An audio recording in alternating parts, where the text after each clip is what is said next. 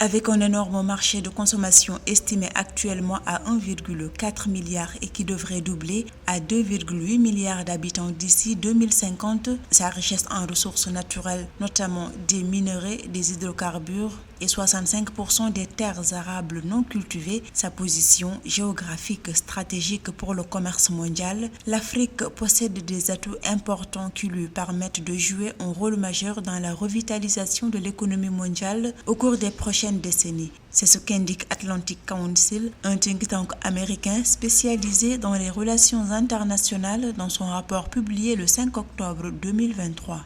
L'Afrique peut être un élément pertinent de la croissance mondiale si elle parvient à développer certains atouts, d'autant qu'on sait qu'elle a une population jeune, donc si elle s'appuie sur la formation, elle pourra être un facteur de croissance, d'autant qu'on sait qu'elle a des matières premières, elle a des terres très fertiles, donc bien évidemment que les autres pays, notamment occidentaux, peuvent s'appuyer sur l'Afrique pour en faire un levier de croissance mondiale, d'autant qu'on sait que les croissances sont en berne en ce moment.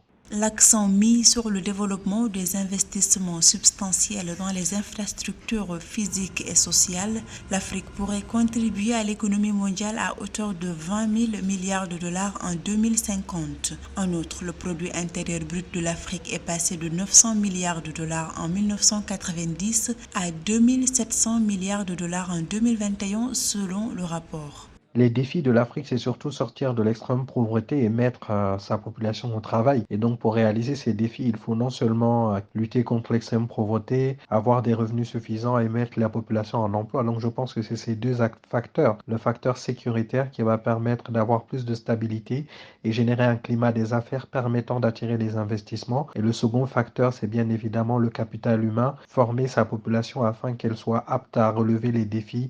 Cependant, pour réaliser pleinement ces opportunités, l'Afrique doit également relever des défis tels que la corruption, les inégalités, les infrastructures insuffisantes, l'instabilité politique. Entre 2019 et 2023, au moins 6 pays du continent africain ont connu des coups d'État, notamment le Mali, le Niger, le Burkina Faso, la Guinée, le Soudan et le Gabon.